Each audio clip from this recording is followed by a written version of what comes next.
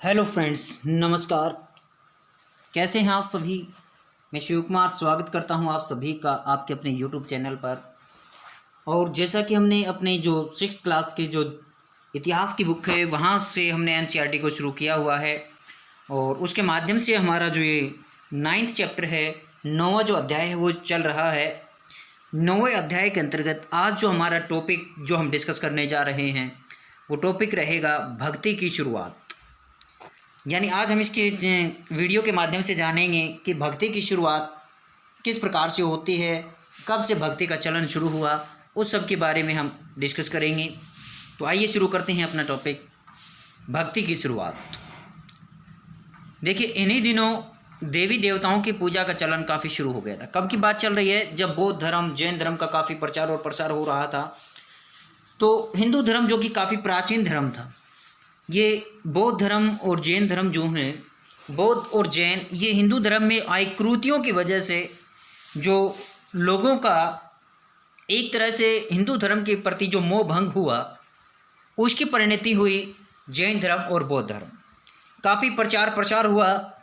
फिर बौद्ध धर्म के जो हिंदू धर्म था उसके प्रचारकों ने देखा कि इस धर्म के अंदर जितनी भी कृतियाँ हैं, यदि उनका निजात किया जाए, यदि उनका संशोधन किया जाए तो हिंदू धर्म दोबारा से पुनर्गठित किया जा सकता है हिंदू धर्म का। तो इसी समय विभिन्न प्रकार की जो देवी देवियाँ थी, उनका जो है हिंदू धर्म के अंदर प्रचार और प्रसार काफ़ी बढ़ चढ़ करके होने लगा। हिंदू धर्म में की जो प्रमुख पहचान बन गई थी क्या? देवी देवियाँ।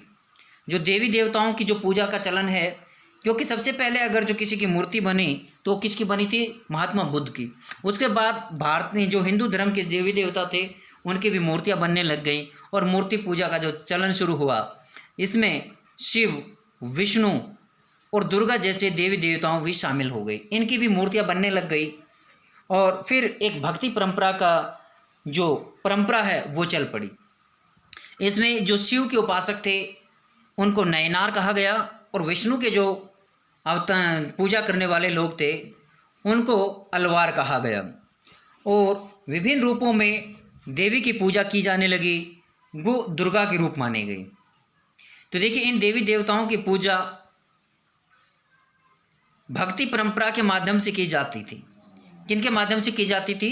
भक्ति के माध्यम से की जाती थी। और भक्ति क्या है? भक्ति एक प्रकार का ये मार्ग होता है कि इसमें जो भक्त है वो आराध्य के माध्यम से जो अपना इष्ट देव है उस तक पहुंचने का एक ये मार्ग होता है। भक्ति क्या है? भक्ति एक मार्ग है जिसमें जो पूजा करने वाला है वो अपने आराध्य देव तक पहुंचता है। भक्ति उस समय काफ़ी लोकप्रिय परंपरा बन गई थी। किस समय? जिस समय हिंदू धर्म, ये बौद्ध धर्म, जैन धर्म और साथ में इसमें जब हिंदू धर्म शिव और विष्णु यानी अलवार और नयनार में जब डिवाइड हुआ, इसमें विभाजित हुआ, तो उस समय भक्ति परंपरा जो है अपने चरम सीमा पर पहुंच गई। किसी देवी या देवता के प्रति श्रद्धा को ही भक्ति कहा जाता है। यहाँ पर इम्पोर्टेंट क्वेश्चन बना कि भक्ति क्या है। तो भक्ति क्या है? उस समय काफ़ी लोकप्रिय बन गई थी। तो किसी देवी या देवता के प्रति जो श्रद्धा होती है उसी को भक्ति कहा जाता है। भक्ति का पथ जो है वो सबके लिए खुला रहता है। भक्ति का पथ सबके लिए कैसा है? खुला है। चाहे धनी हो या गरीब हो, ऊंची जाति का हो या निम्न जाति का हो, स्त्री हो या पुरुष हो, सभी के लिए भक्ति के मार्ग जो हैं वो खुले रहते हैं। भक्ति मार्ग की चर्चा हिंदुओं के पवित्र ग्रंथ भगवत गीता में भी की गई है। भगवत गीता जो कि महाभारत का जो अपनी महाभारत पुस्तक है, जिसको जय संहिता के नाम से भी जाना जाता है, इसका जो एक पार्ट है जिसमें श्री कृष्ण जी अर्जुन को गीता का उपदेश देते हैं। ये भगवत गीता जो महाभारत का अध्याय 11 है, उसमें आपको अधिकांश जो जानकारी हासिल करने को मिलेगी। इसमें यहीं पर देखिए, वराह के रूप में विष्णु, ये एरन मध्य प्रदेश का एक चित्र दिया हुआ है नीचे। शानदार मूर्ति विष्णु के वराह रूप में की है। पुराणों में के अनुसार जल में डूबी पृथ्वी को बचाने के लिए विष्णु ने वराह रूप धारण किया था। विष्णु ने कौन सा रूप धारण किया था? पृथ्वी को बचाने के लिए वराह रूप धारण किया। यहाँ पृथ्वी को एक स्त्री के रूप में दर्शाया गया है। पृथ्वी को किस रूप में दर्शाया गया है? स्त्री के रूप में दर्शाया गया है। यहाँ पर यह वराह रूप है। ये स्त्री दिखा रखी है यहाँ पर, ये देखिए ये कौन है, ये एक स्त्री है और ये वराह रूप है, इस रूप में इसको दिखाया गया है। तो यहाँ पर देखिए जो भक्ति मार्ग है भगवत गीता में भी इसको दिखाया गया है। ये इसका एक किस्सा है। इसमें भगवान कृष्ण अपने भगत और अर्जुन मित्र अर्जुन को सभी धर्मों का छोड़कर उनकी शरण में आने का उपदेश देते हैं। यानी जहाँ पर अर्जुन को गीता का उपदेश दिया गया था वो स्थान कुरुक्षेत्र के अंदर ज्योतिषर धाम के नाम से जाना जाता है। ज्योतिषर धाम जो कि कुरुक्षेत्र से जब हम पीपली रोड के आगे बढ़ते हैं पेहौर रोड, उस वहाँ पर ये आपका जो है ज्योतिषर धाम है। और वहाँ पर श्री कृष्ण जी ने अर्जुन को ये उपदेश दिया था कि आप सभी धर्मों को छोड़कर आप मेरी शरण में आइए, क्योंकि केवल कृष्ण ही अर्जुन को सारी बुराइयों से मुक्ति दिला सकता है। पूजा का यह रूप धीरे धीरे देश के विभिन्न भागों में भी फैलता चला गया। तो यहाँ पर देखिए भक्ति मार्ग अपनाने वाले लोग आडंबर के साथ पूजा पाठ करने के बजाय ईश्वर के प्रति लगन और व्यक्तिगत पूजा पर जोर देते थे। यानी विभिन्न प्रकार के जो बाह्य आडंबर हैं उन आडंबरों का त्याग करके, आडंबरों को त्याग के क्या करते थे भाई, व्यक्तिगत पूजा पर जोर देते थे। भक्ति मार्ग अपनाने वालों का यह मानना है कि अगर अपने आराध्य देव यानी जो अपना इष्ट देव है, आप जिसको अपना आराध्य देव मानते हैं या कुल देवता मानते हैं, यदि सच्चे मन से उसकी पूजा की जाए तो वह उसी रूप में आपको दर्शन देंगे जिस रूप में भक्त उसको देखना चाहता है। यानी जिस रूप में आप अपने इष्ट देव के दर्शन करना चाहते हैं उस रूप में आपको उनके दर्शन अवश्य हो जाते हैं। इसलिए आराध्य देवी या देवता मानव के रूप में भी हो सकते हैं या फिर सिंह, पेड़ या किसी अन्य रूप में भी हो सकते हैं। जैसे जैसे इस विचार को समाज द्वारा स्वीकृति मिलती गई, कलाकार देवी देवताओं की एक से बढ़कर एक खूबसूरत मूर्तियाँ तैयार करने लग गई। तो बहुत सुंदर सुंदर मूर्तियों का जो है चलन बढ़ा। तो यहाँ पर देखिए भक्ति क्या है। भक्ति जो है भज शब्द से बना है। भज एक संस्कृत का शब्द है, भज शब्द से बना है जिसका अर्थ होता है विभाजित करना। भज का अर्थ क्या होता है, विभाजित करना या हिस्सेदारी होना। इसका अर्थ ये हुआ कि भक्ति भगवान और भक्त के बीच परस्पर एक अंतरंग का संबंध है, अंतरात्मा का संबंध है। भक्ति भगवत या भगवान के प्रति झुकाव है। भगवत का एक अर्थ यह भी है जो अपने ऐश्वर्य तथा सुख को भक्तों के साथ बांटता है।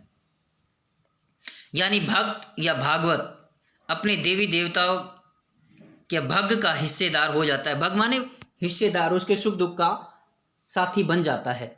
तो ये भक्ति है। भक्ति भावना जो भक्ति के भाव से जो प्रेरित होकर के जो अपने इस देव की पूजा करते हैं, और यदि इस पूजा सच्चे मन से की जाती है तो भक्त को उसके आराध्य देव उसी रूप में दिखाई देते हैं जिस रूप में वो उनको देखना चाहते हैं।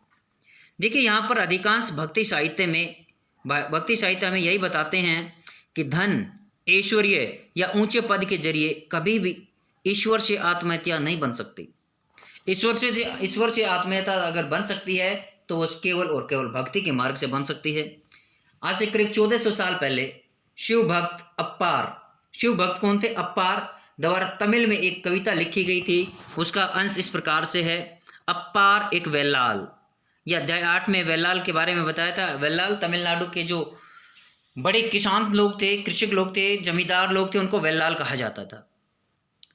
तो नष्ट होते अंगों वाला कुष्ठ रोगी, ब्राह्मणों की नज़र में निचली जाति का व्यक्ति, कूड़ा करकट बटोर कर अपनी जीविका चलाने वाला इंसान, अगर ये लोग भी गंगा को अपनी जटाओं से छिपा लेने वाले शिव के दास बन जाएं तो मैं उनकी आराधना करूँगा, क्योंकि वे मेरे ईश्वर समान हैं, क्योंकि वो मेरे क्या हैं? ईश्वर समान हैं।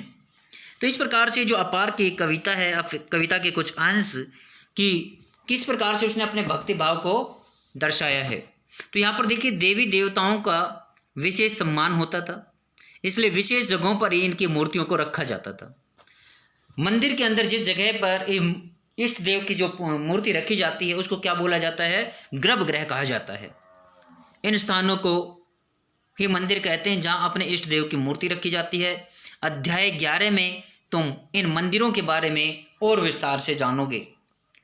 देखिए आगे भक्ति परंपरा में चित्रकला, क्योंकि चित्रकला का विकास क्यों हुआ? लोग इष्ट देवताओं की अलग अलग रंग रूप में, अलग अलग आकार में मूर्तियां बनाने लगे।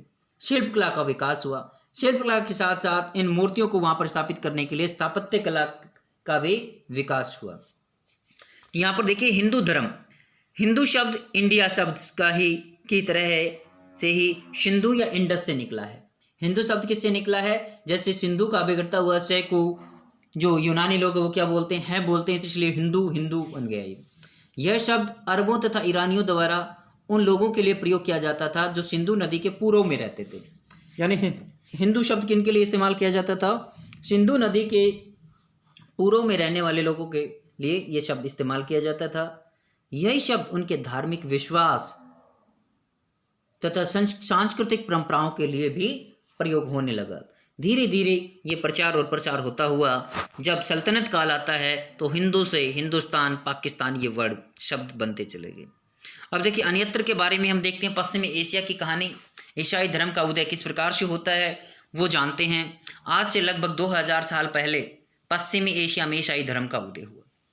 आज से लगभग 2000 साल पहले ईसा मसीह का जन्म बैथलेहम में हुआ था। देखिए ईसाई धर्म का उदय कब से माना जाता है? ईसा मसीह के जन्म से। ईसा मसीह का जन्म जो है, क्योंकि ईसा मसीह के जन्म से 0 ईस्वी माना गया। 0 ईस्वी माना गया तो उसके अब क्या चल रहा है? 2021 चल रहा है, यानी 21वीं सदी चल रही है। 2000 से 21वीं सदी शुरू हुई और उसको आज 21 साल चलते हुए हो गए। तो यहाँ पर ये जो 2000 दिया हुआ है इसके साथ हम 2021 साल पहले की कहानी भी लिख सकते हैं, ऐसे बोल सकते हैं। तो जब बैतलहम में इनका जन्म हुआ तो उस समय रोमन साम्राज्य का हिस्सा हुआ करता था ये बैतलहम। ईसा मसीह ने स्वयं को इस संसार का उद्धारक बताया था। ईसा मसीह ने अपने आप को क्या बताया था? समाज का उद्धारक। इनकी माता का नाम मैरी था और इनके फादर का नाम जोसेफ।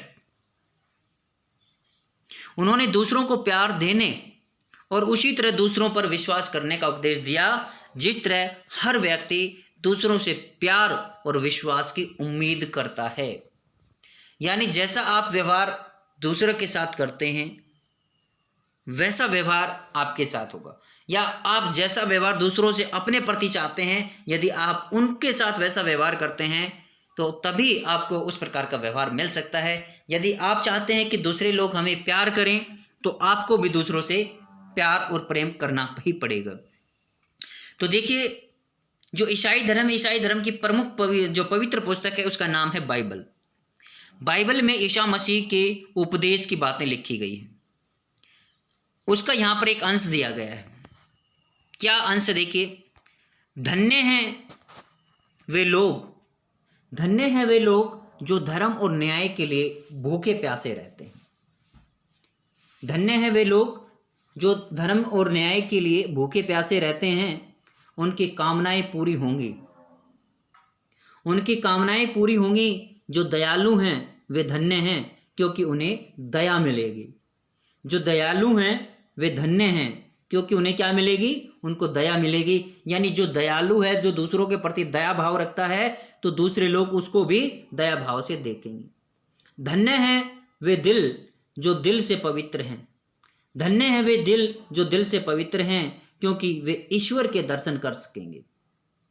क्योंकि जो पवित्र दिल होते हैं वही पवित्र दिल के करीब पहुंचते हैं।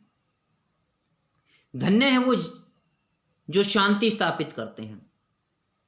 धन्य हैं वे जो शांति स्थापित करते हैं क्योंकि जहाँ शांति करने वाला इंसान के मन में शांति होगी, दूसरा व्यक्ति भी उसको क्रोधित शब्द नहीं बोल सकता है, क्रोध में नहीं बोल सकता है। वही ईश्वर के संतान कहलाएंगे, वही ईश्वर के संतान कहलाएंगे जो शांति स्थापित करना चाहेंगे। ईसा मसीह के उपदेश साधारण लोगों को बहुत ज़्यादा पसंद आए और धीरे धीरे यह पश्चिमी एशिया, अफ्रीका तथा यूरोप में फैल गई। ईसा मसीह की मृत्यु के 100 सालों के अंदर ही भारतीय उपमहाद्वीप के पश्चिमी तट पर पहले ईसाई धर्म प्रचारक पश्चिमी एशिया से होते हुए भारत में पहुंचे थे। तो मानचित्र 6 पेज नंबर 76-77 देखो और पता लगाओ कि किस रास्ते से ईसाई धर्म प्रचारक भारत से होते हुए आए थे। तो ये किधर से आए थे? पश्चिमी एशिया से होते हुए भारत में एंट्री हुई थी इनकी।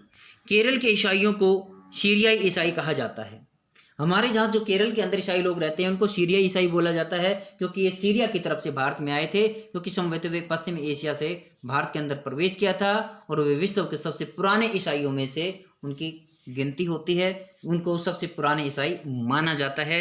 तो आज इस प्रकार से हमने ईसाई धर्म, हिंदू धर्म और इन धर्मों के प्रति श्रद्धा रखने वाले जो भक्ति भावनाएं हैं, किस प्रकार से भक्त को, जो यदि भक्त सच्चे मन से भक्ति करता है तो भक्त को अपने आराध्य देव के दर्शन उसी रूप में होते हैं जो जिस रूप में वो उनको देखना चाहते हैं, जो रूप वो अपने मन में अपनी कल्पनाओं में लेकर आते हैं, उसी रूप में अपने आराध्य देव के वो दर्शन कर पाते हैं।